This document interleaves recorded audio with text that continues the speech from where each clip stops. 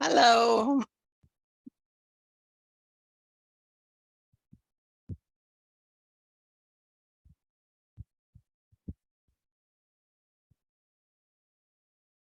Got all sorts of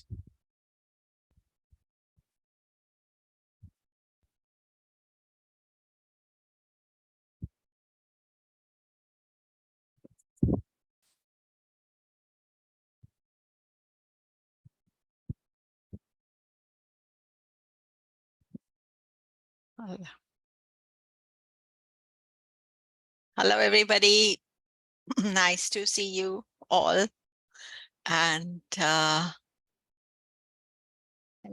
hi, Shivani. Hi, Maureen, Lynn, Myra, Natalie, Satya. Welcome, all of you. Let me see if I can find Shanti. I didn't see her. Not as yet.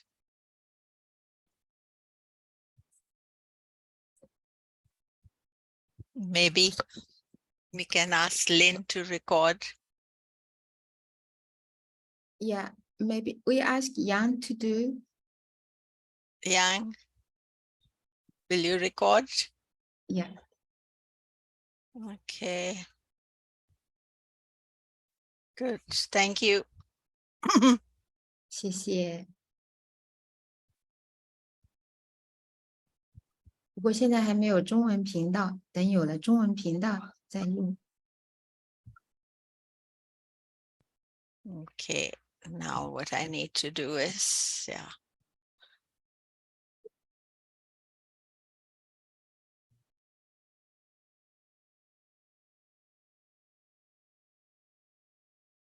I got you started, Shivani. Yeah, hello.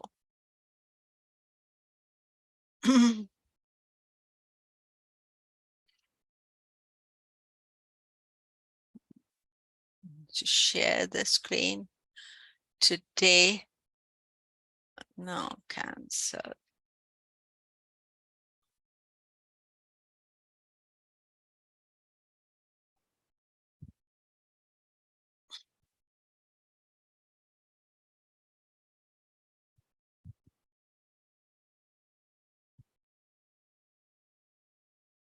Today's Zoom is behaving funny. As I came in, it wanted to update, so it delayed me to come in. Just to let me know, can you guys see me? The screen, yeah? Okay, good. Thank you. So we are on lesson 18 today, and now from today for many weeks onwards, we are going to be talking nakshatras. And here we have the photograph of the moon and with 10 white horses. That is one of the ways moon is depicted. And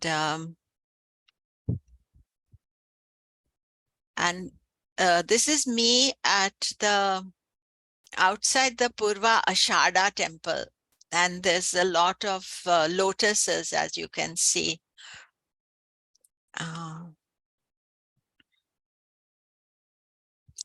Om Gam Ganapataye Namaha. Om Gam Ganapataye Namaha. Om Gam Ganapataye Namaha. Om Vakratunda Mahakaya Suryakoti Samaprabha Nirvignam Kurume Deva Sarvakareshu Sarvada. Om Guru Brahma Guru Vishnu Guru Devo Maheshwara Guru Sakshat Param Brahman Tasmai Shri Guruve Namaha. Om Brahma Murari Tripurantakari Bhanu Shashi Bhumi Suto Budhascha Guruscha Shukraha Shani Rahu Ketava Sarve Graha Shanti Bhavo.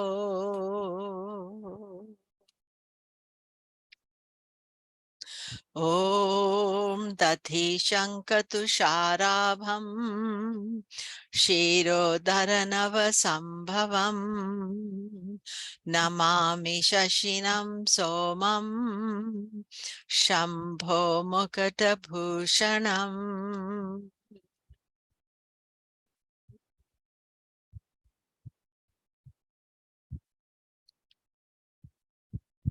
So today we are practicing Shukra Nama mantra for Venus.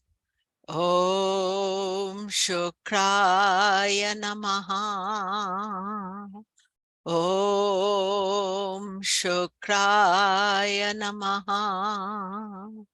Om Shukraya Namaha. And also want to let you know about the Vedic astrology courses. Today being Guru Purnima, by the way, happy Guru Purnima to all of you. And today being Guru Purnima, I always announce the next year's courses on Guru Purnima day or the week after that. And the 2024 Vedic astrology courses begin in March 2024. And the details are on my website, komela.com. And you can, as you are at foundation level, the next level for you would be rules of interpretation. The structure of the course is like this, that I have got 3 courses, 36 lessons each, 108 in all. That is a comprehensive foundation of Vedic astrology. That is, you can look it all up. I just want to let you know the early bird is still some time away, but today being that auspicious day, I always announce it on this day. So today's class is not very long, and at the end of the class, I'm going to spend some time answering your questions. So in case you have any questions from me, then please ask at the end of the class. So I wrote a book on the nakshatras, the stars beyond the zodiac. You can check it out. It's available in, my publisher is Wessex Astrologer, but it's available on Amazon or any other bookstores. There's a link on my website as well. And you can get it as a digital version and a physical version as well. So nakshatra literally means a star in Sanskrit. A star is a point of cosmic light. Naksha means to get closer, tra means to preserve. And nakshatra also means one that never decays. Their cosmic remit is to be the guardians of the soul during its journey through many lifetimes and bring divine knowledge down to earth. They are a group of fixed stars that are not part of the zodiac belt. They are guardians of the soul and watch it progress through many lifetimes. So basically, you have to think that the zodiac belt is where the planets are traveling, but beyond that are the stars which are specifically connected to the nakshatras. So nakshatras was a world outside the zodiac where the gods and goddesses lived, which was free from pains and sorrows. the sages felt that if they could understand the language of the stars and work with their cosmic patterns, they could truly learn to override the daily turbulence of human life and mind.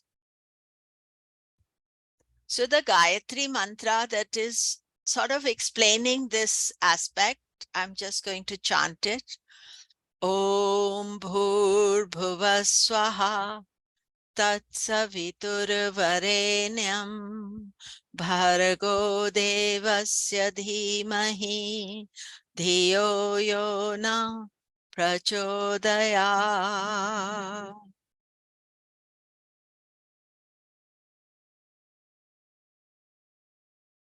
So this mantra talks about, it's a chant to the sun, but it wants the sun to reveal its inner light, not the sun we can see, but the inner light of the sun.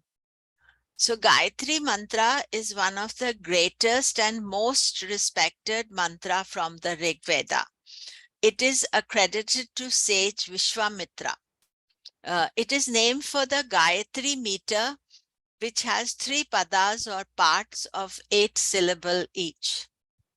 The verses of the Vedas have a variety of different meters. They are divided by number of padas, parts in a verse, and by number of syllables in a pada. Chandas, the study of Vedic meter, is one of the Vedanga. You see, the mantra shastra, the knowledge of mantra, is a huge subject. We are just dealing with little bit of mantra. I am not an expert on the mantra shastra. I know about the astrology planetary mantras that are there. Gayatri mantra chants about the 3 worlds, praise to the solar god Savitar, to show us the inner light beyond the visible light of the sun. So this is a very important mantra, and we are learning it today. So the first 3 words of this chant are Bhur, earth, Bhuva, sky, and Swaha, Swarga or heaven. You see, the mantra starts like this. Om Bhur Bhuva Swaha. Sometimes you're doing it quickly, you don't pay attention to the words. And it teaches us about earth, sun, and the nakshatras. Bhur, earth, is where humans live. Mercury or intellect lords over Prithvi, earth. Bhuva, sky, is the path of the sun and the zodiac. Swaha, heaven, where the nakshatras shine their light, and the devas, gods and goddesses, live. Heaven is under charge of Soma, the moon. This also brings together the concept of Atma, Buddhi, and Manas, soul, intellect, and mind. This is part of the Vedic studies that you study. Atma is the sun, Buddhi is Mercury, Manas is moon, or Atma lives in the world of the sun and the zodiac, intellect in earth and Mercury, mind beyond these in the nakshatras. Just going to do the Gayatri mantra again. Om Bhur Bhuva Swaha Tatsaviturvarenyam Bhargo Devasya Dhimahi Dhiyo Yo Na Prachodaya. So basically the whole mantra, all the Gayatri mantras are about illuminating our intellect and showing us the inner light. So as we progress on the journey of the nakshatras, you are progressing on a second level of knowledge to look beyond what is just from the sun signs or the signs of the zodiac. So the nakshatras are mentioned in ancient Indian texts, including Rig Veda, Atharva Veda, Yajur Veda, lists all 28 of them. There are many myths attached to the nakshatras and planets that rule them. In epics like Ramayana and Mahabharata, nakshatras are mentioned often. In all the classical texts, you'll see that they talk about the nakshatras, but one of the problems is that people who are translating sometimes don't know astrology or Jyotish, and so they don't properly translate. They'll just say stars or, lights or something like that, cosmos. So they don't specifically mention the nakshatras. So the myth of the nakshatras, this is very interesting. Soma, the moon god, married 28 daughters of Daksha Prajapati. He promised to treat them equally. However, Rohini became Soma's favorite. Just one point I wanted to make is that when Daksha Prajapati, he is the progenitor, he has hundreds of children. I think 500 sons, 300 daughters, endless amount of children. And he has the children are divided into kind of groups, and they are the 28 daughters who married the moon. And so Prajapati agreed that they can marry as long as moon treats them equally. That was the deal. But moon loved Rohini, so she became Soma's favorite. Other wives are jealous of this and complain to their father, Daksha Prajapati. So then Daksha got very angry because the moon had not kept his deal. So he cursed the moon. And this caused the moon to die into the ocean. So suddenly, the moon just stopped stopped being full. Before the curse, moon was always full moon. So if today you look outside at tonight, you'll see the almost full moon. And that is how moon used to be. But then because of this curse, the moon started to die. And this is a picture of Daksha Prajapati that I found on the net. So then the wives asked the curse to be removed. The curse in Sanskrit is known as shrap. And the shrap is given to those who disturb the dharmic order or they don't follow the rules. So it's not, maybe it's not the same as a Western curse, but in the old Puranic stories, you see very often the sages or people get angry and they curse. Last week, we heard about Saturn's wife cursing Saturn. So that it's quite something that is part of the lore.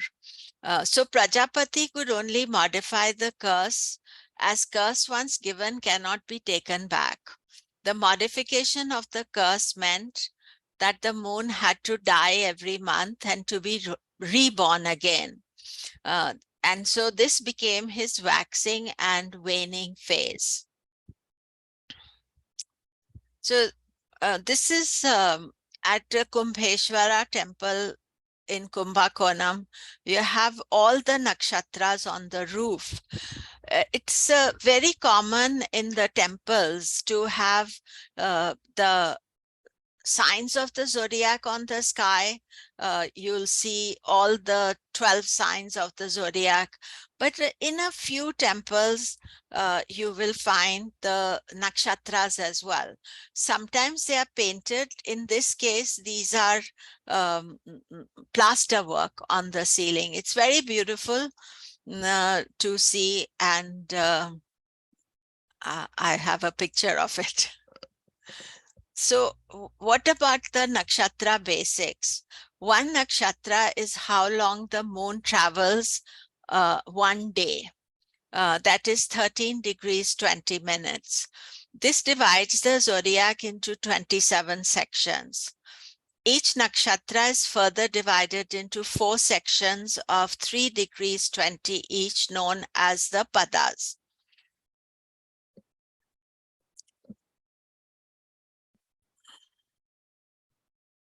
So moon is the key planet connected to the nakshatras. Moon is the significator of the mind, and therefore nakshatra's prime connection is with the ebb and flow of the mind. By studying the moon's position and of the 9 planets as well against the backdrop of the stars, you understand the mind. The 12 Rashi division are connected to the seasons and the sun, and the 27 Nakshatra division is connected to the day and also to your mind, how you are thinking about everything. So the moon in a particular nakshatra at birth is known as Janma Rashi, your moon sign. It is from the location of the moon sign in a specific nakshatra that decides the dashas and shows the unfolding of the soul story. We have yet to study the dashas. After we finish the nakshatras, we will be going on to the dashas.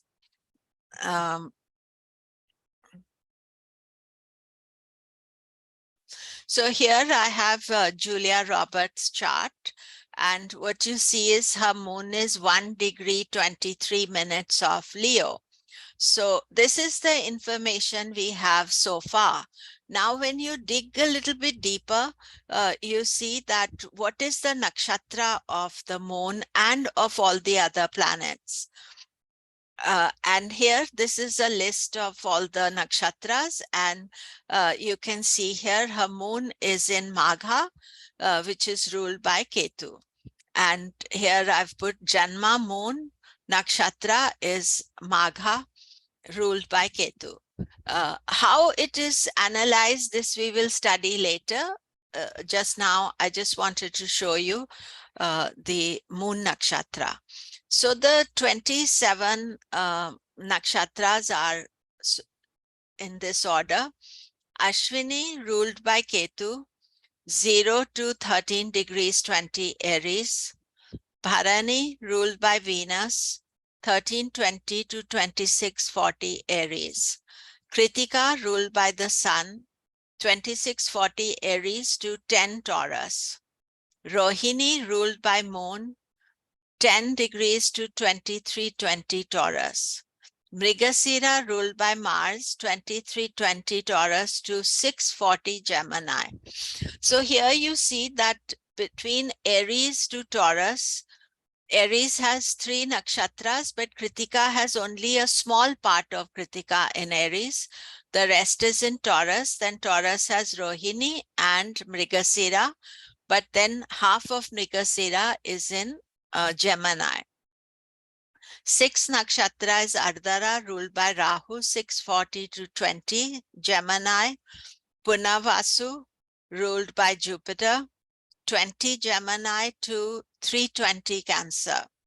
Pushya, ruled by Saturn, 320 to 1640 Cancer. And Ashlesha, ruled by Mercury, 1640 to 30 Cancer. So from Aries to Cancer, we have 9 nakshatras, and all the 9 planets that we have studied are rulers of these 9 nakshatras. Then from Leo, we start again from Magha, ruled by Ketu, 0 to 1320 Leo. Purva Phalguni, ruled by Venus, 1320 to 2640 Leo. Uttara Phalguni, ruled by Sun, 2640 Leo to 10 Virgo. Hasta, ruled by Moon, 10 to 2320 Virgo. Chitra, ruled by Mars, 2320 Virgo to 640 Libra. Swati, ruled by Rahu, 640 to 20 Libra. Vishakha, ruled by Jupiter, 20 Libra to 320 Scorpio. Anuradha, ruled by Saturn, 320 to 1640 Scorpio. Jyeshta, ruled by Mercury, 1640 Scorpio to 30 Scorpio. So again, you see Leo to Scorpio, 9 nakshatras are there. And End of Scorpio means end of the nakshatra. And then we come to the third set of nakshatras. Mula, ruled by Ketu, 0 to 1320 Sagittarius. Purva Ashada, ruled by Venus, 1320 to 2640 Sagittarius. Uttara Ashada, ruled by Sun, 2640 Sagittarius to 10 Capricorn. And this is the 28th nakshatra, Abhijit. This is 640 to 10 degrees 53-20 seconds of Capricorn. And then we have Shravana, ruled by the moon, 10 to 23-20 Capricorn.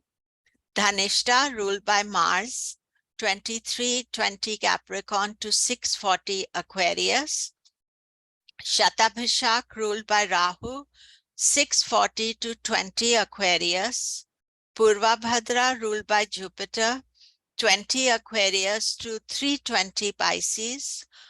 Uttarabhadra, ruled by Saturn, 320 to 1640 Pisces.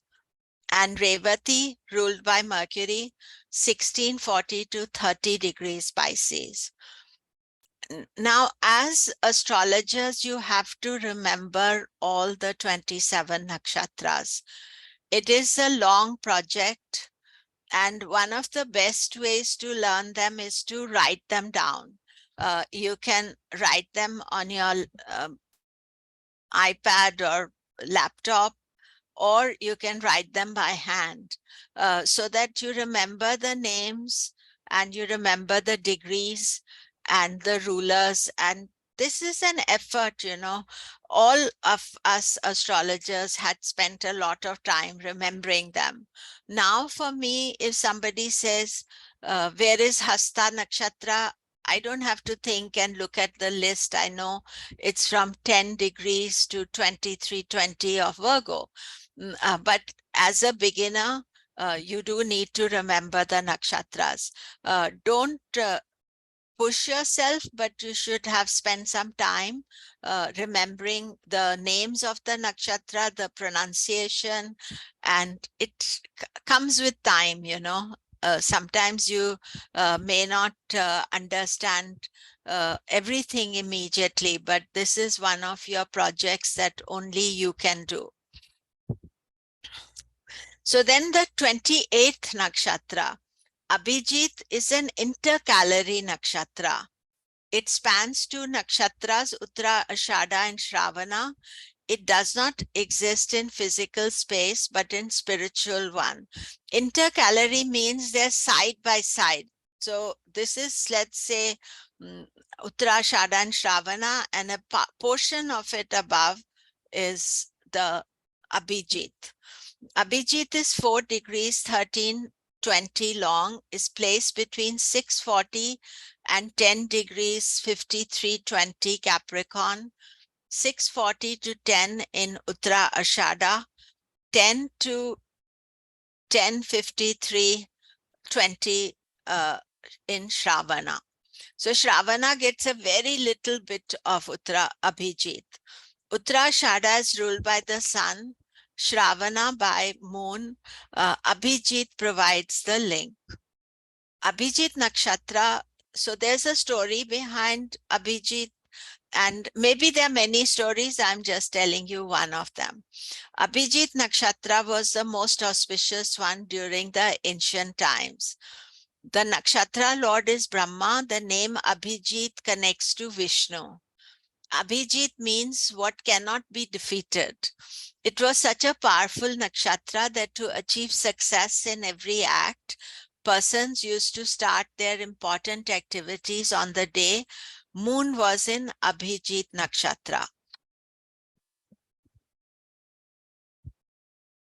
During Mahabharata, Lord Shri Krishna came to know that Duryodhana was planning to start the war with the Pancha Pandavas on this auspicious day. He was going to start the war on Amavasya, which is an Abhijit Nakshatra. new moon in Capricorn in Abhijit. This made it a potent force for being victorious over the enemy. Mahabharata took place at the end of Dwapar Yuga. Now, Duryodhana was going against the Dharma. His war was anti-Dharma, and the Pandavas were fighting the war for Dharma. So this is one of the pictures of Mahabharata. And what you see here is that the two sides of the warring sides are either side. And here in the middle of the war, Shri Krishna is giving the message of Bhagavad Gita to Arjuna. And this war in the olden days was run on very kind of principles. The army stood opposite each other, and then during the day after sunrise, they would only fight during the day. They would say fight, then they would fight, and then at sunset they would stop fighting. This Mahabharata war. So on getting to know Duryodhana's plan, Shri Krishna knew that if Kauravas and Duryodhana started Mahabharata on this day, the Pandavas would lose. And this would be the loss to Dharma. So he removed Abhijit Nakshatra from the Nakshatra Mandala. He wanted to avoid the misuse of this auspicious nakshatra. So Abhijit is not effective on a material world. It's sort of there on a spiritual world. So then there is always a discussion whether you should use 27 or 28 nakshatras.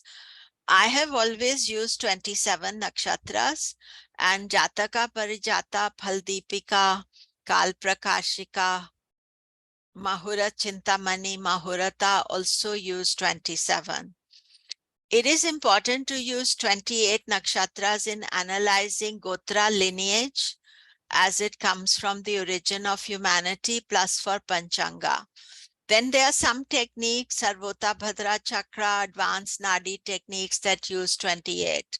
But for average person, 27 nakshatras are used. If you divide 360 degrees of the zodiac by 27, you get 13 degrees, 20 minutes. So that is why the 27 nakshatras are popularly used. So anybody has any question, anything they'd like to ask?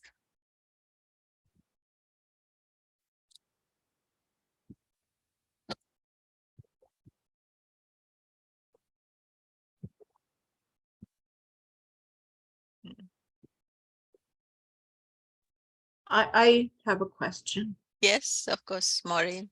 So if you wanted to do some very deep spiritual work, would it be good to be aware of Abhijit?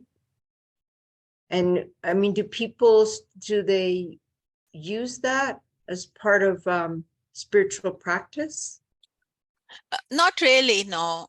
I mean, the month of when there's a new moon in Abhijit, which is after 14th of January, that is regarded as a very sacred month. But I think people don't specifically kind of try to use Abhijit.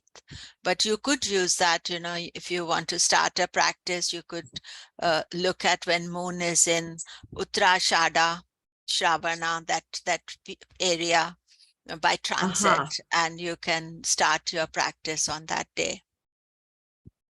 Okay, thank you. See, there are two things that people are looking from life, really. One is that they do projects which gives them material benefit, and the other is what brings spiritual benefit. So Abhijit, if you start something, say start a business on that day, that's not going to support. But if you think, oh, I'm going to do some sadhana, some spiritual practice, then that it will elevate you. So I have another question then. Yes. So if we see it in a Rashi chart, I mean, if we're looking to see where the moon and the other planets are placed, we're not going to interpret that Not for a really. client. You don't interpret the Abhijit. Although nowadays, because everything's on computers and you can see that the planet is in that Abhijit area, then you can uh, have it at the back of your mind, but it is not really used in interpretation. Okay. And And then then- last question. Mhm. Sorry. Yeah, no, I was going Um, to say that clients would, unless they are astrologers, they don't know the difference anyway. You can have it in your mind. Yes, Maureen. Gotra or lineage. Yeah, I'm Can not you teaching that. clarify? Yeah, the belief is that we are all children of Brahma. And the Gotra is used specifically for, which your lineage is. So each nakshatra has a particular background thousands of years back. So that is something that if you know your moon nakshatra, you can find out from it. Although nowadays people, families will have their Indian traditional families know their gotra because that is how they connect to the creation. So nakshatra can give you that information. Dhanyavad. Thank you. Jyotish has got so much information, it sometimes you get say, what next? But there's always new information that we have to remember. But nakshatras, they are so important that they are a must to understand. So there are 3 nakshatras in one Rashi. Some Rashis, they are 2 complete and quarter nakshatras, but in others, their portions will vary. Like in Taurus, there is 10 degrees of Kritika, complete Rohini, and 6 degrees 40 of Mrigasira. So I made this list for you, and you can see here that Aries has Ashwini, Bharani, Kritika. Taurus continues with Kritika, Rohini, Mrigasira. Then Gemini, Mrigasira, Ardhara, and Purnavasu. So what you're looking when you're studying a planet, you look at its Rashi position, which we have been studying so far, and then you look at the nakshatra position. And you can see here, you can be a Taurus Mrigasira or you can be a Gemini Mrigasira. And same with other planets and, other nakshatras. Some nakshatras are completely in one sign. And then we have Cancer, Punavasu, Pushya, Ashlesha. Leo begins with Magha, Purva Phalguni, Uttara Phalguni, and Virgo, Uttara Phalguni again, Hasta, Chitra. And Libra starts Chitra, Swati, Vishakha. Scorpio, Vishakha, Anuradha, Jyeshta. Sagittarius, Mula, Purva, Ashada, Uttara, Ashada. And then Capricorn, Uttarashada, Abhijit overlaps, Shravana, Abhijit overlaps, Dhanishta, Aquarius is Dhanishta, Shatabhishak, Purvabhadra, Pisces, Purvabhadra, Uttarabhadra, Revati. One of the things you can do is that you could make this list for yourself and also then start adding the degrees, so that then you're getting like a appreciation of what this Rashi and Nakshatra relationship is.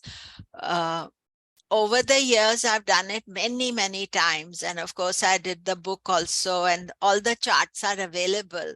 But the most important thing I felt was that when I actually created the grid for myself, I had a much better appreciation. You could put their deities, all sorts of information that the nakshatras bring.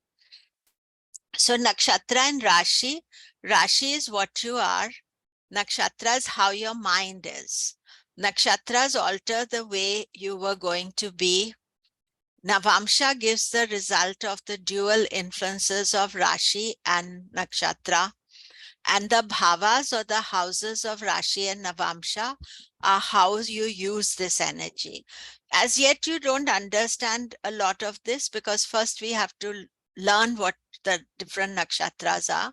And Navamsha, we are going to learn later on in this course. That is a Varga chart. The different nakshatras will subtly change the energy of a planet in a sign, like a ray of light passing through a prism of different colored glass. So you see, you have your planet in the Rashi, you have it in the Nakshatra, and then there's a third step as well. You look at it in the Navamsha. It becomes just like a second nature to you later on, but one first has to work with it and remember it. So beginning with number 1 at 0 Aries, rulership of the nakshatra is in this order: Ketu, Venus, Sun, Moon, Mars, Rahu, Jupiter, Saturn, Mercury. Then starting again with Ketu and so on through the nakshatra 27. So basically, each of the planet rules 3 nakshatras each. So we have at Aries, the Ketu nakshatra starts. At Leo, Ketu nakshatra starts. At Sagittarius, Ketu nakshatra starts. And then all the other nakshatras are there. Then nakshatra padas. Each nakshatra is divided into 4 parts known as padas, or feet, representing the division of one solar day. 24 hours into quarters: sunrise, midday, sunset, and midnight. You see, nothing in Vedic system is done randomly. Everything has a purpose, and all the divisions are very mathematically calculated. Each pada has its own zodiac sign ruler, and therefore a strong relationship with the signs ruling planet. We will talk about the padas a bit later. We are not discussing that today. So basically, the influence of the nakshatras is multi-layered influences. Rulership of the planets and other points depend not only on which nakshatra they are in, but also which pada they are in, that the nakshatra is. So you see the Rashi, nakshatra, and pada. People all born with moon in Libra could have moon in 3 different nakshatras. They will have different personalities and lives, as will 3 people born with moon in Libra in same nakshatra but different padas. So there's a lot of inner story that is changeable. You see, this whole thing about the Rashi, nakshatra, padas, it's wheels within wheels. So Rashi and nakshatra are both connected together by the Navamsha and pada, which shows the results from the interaction between Atma and Jiva Atma. Atma is the soul and Jiva Atma is the living soul. Navamsha is the 9th division of the solar zodiac, and padas are the 4th division of the lunar one. But Navamsha and pada are one and the same thing. We will study this later in our course. You know, we are today at 18th class, so we are halfway through the course. So lots more to study still. And here you can see that they have got the signs of the zodiac and the nakshatras. So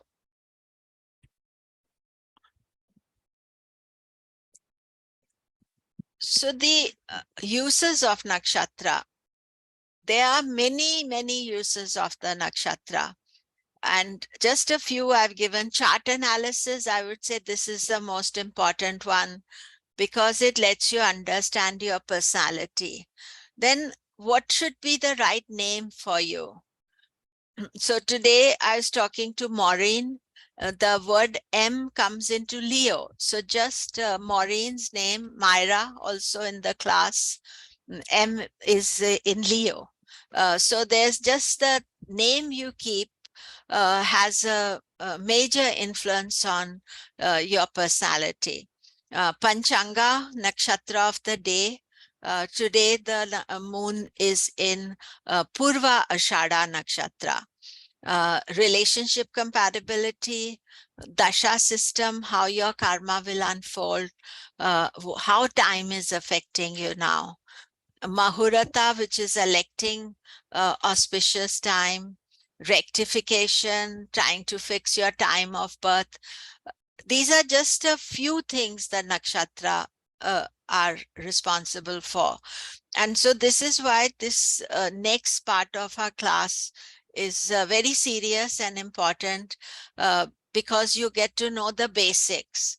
Then as we go through the course, we'll study the different ways of how to use it. So then we look at the next aspect of this chart is the Lagna Nakshatra. Each Rashi will have 3 underlying nakshatras. When analyzing the Lagna, great attention must be paid to them. Plus, we will also study the nakshatra pada in which the Lagna is placed. So when we go through each nakshatra, I will be looking at your moon nakshatra there, and then I will also comment on your Lagna nakshatra at that time. So the Lagna nakshatra and its lord indicate the way the mind works. Lagna nakshatra indicates the way the mind works, the underlying influence of the nakshatra on the Rashi Lagna. Rashi and nakshatra both have to be taken into consideration. Lord of the Lagna nakshatra will bring positive results during the dasha. But the Lord of the Lagna nakshatra also shows what is your attitude to life as well. What is your thinking behind the life as well. So this is the chart of Cristiano Ronaldo. He's a famous footballer in America. They call it soccer player. And you can see he's born in Portugal. He's considered one of the wealthiest footballers in Europe or maybe in the world. And what you see here is that you can see he's Sagittarius ascendant, 9 degrees 37. So 0 to 1320 of Sagittarius is Mula Nakshatra. So his ascendant will be in Mula Nakshatra. His moon here, 17 degrees 12 minutes.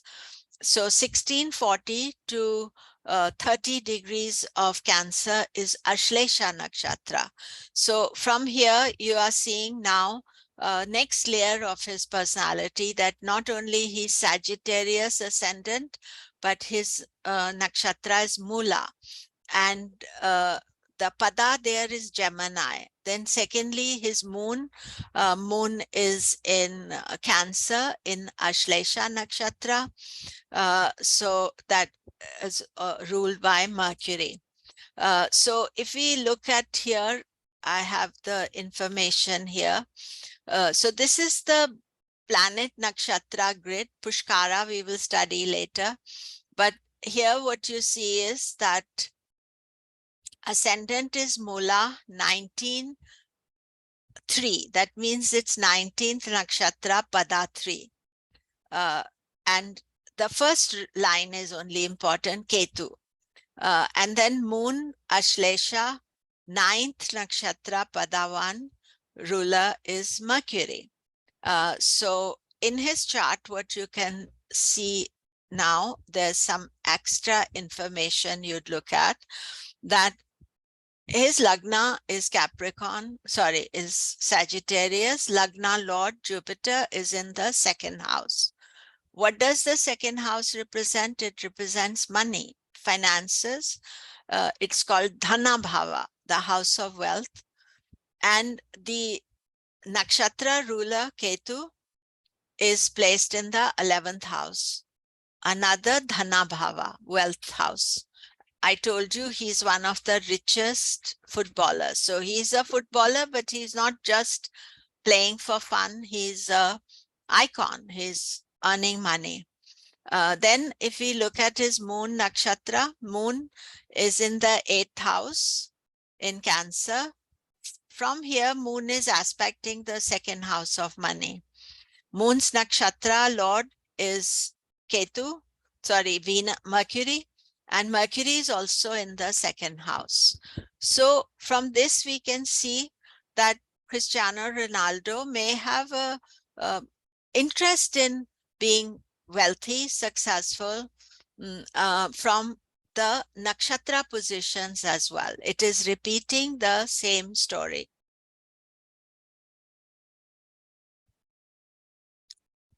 So that is it for today.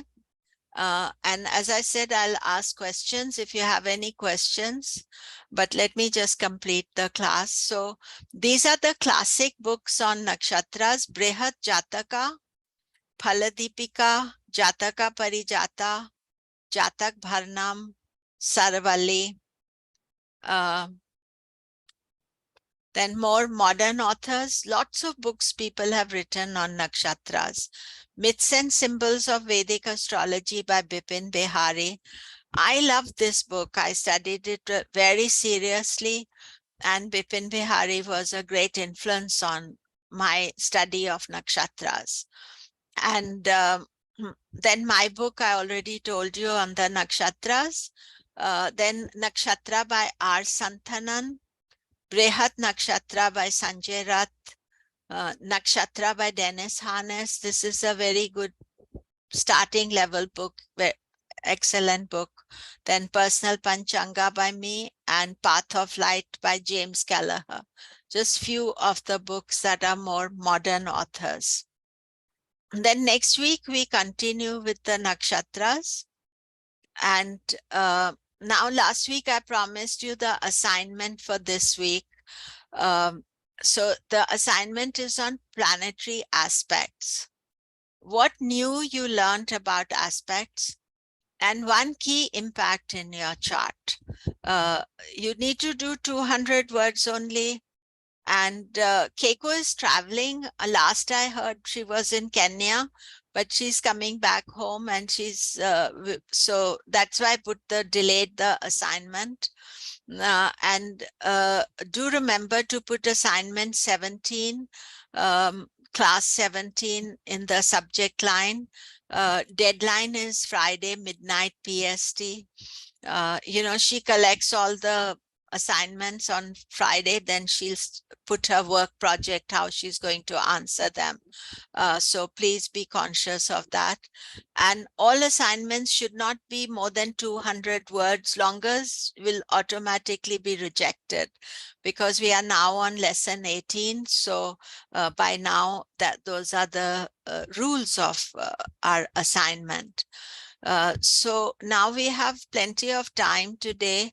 If anybody has any questions to ask, please feel free to ask. You can ask about nakshatras, or you can ask about earlier assignments as well. Sorry, earlier classes.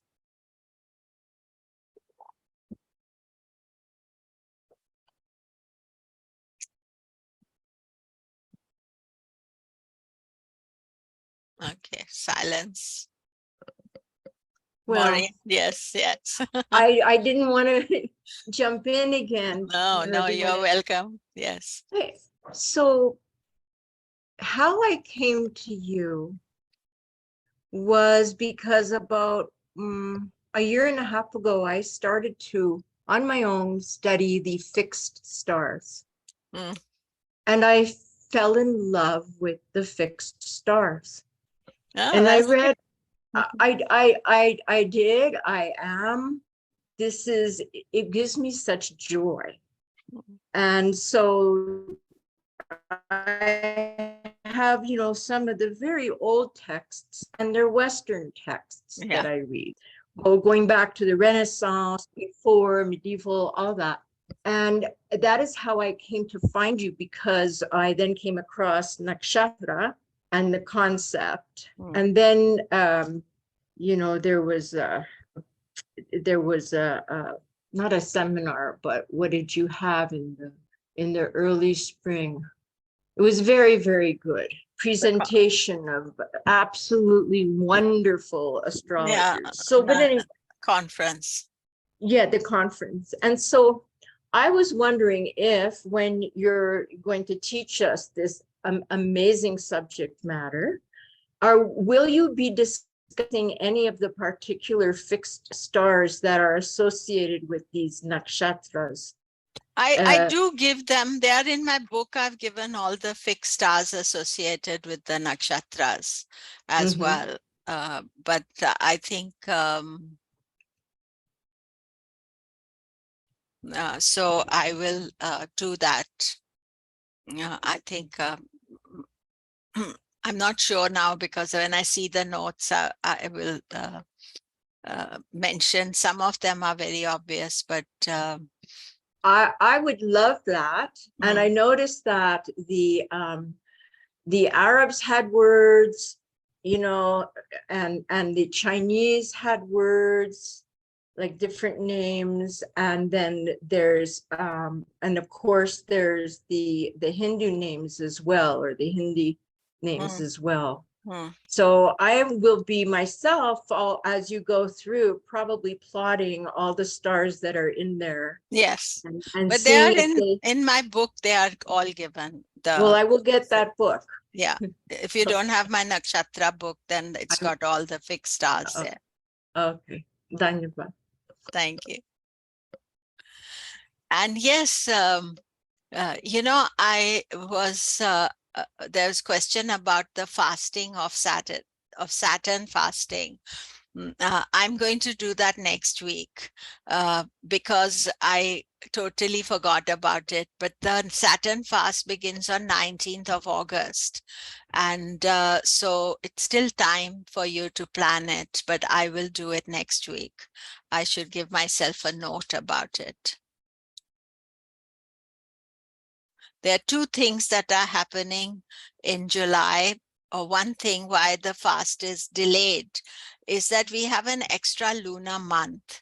So I'm going to explain that to you. And I'm also going to explain the fasting. So the fast won't start till the extra lunar month is over, which is over on 16th of August. So normally the Saturn fast begins in July. So, Well, I have a question. yes, Natalie. Hi. So when we're doing aspects, would we consider Rahu and Ketu to rule different houses, like Rahu's Aquarius and Ketu's Scorpio? Would we look at those? You would look at that, yes. Okay.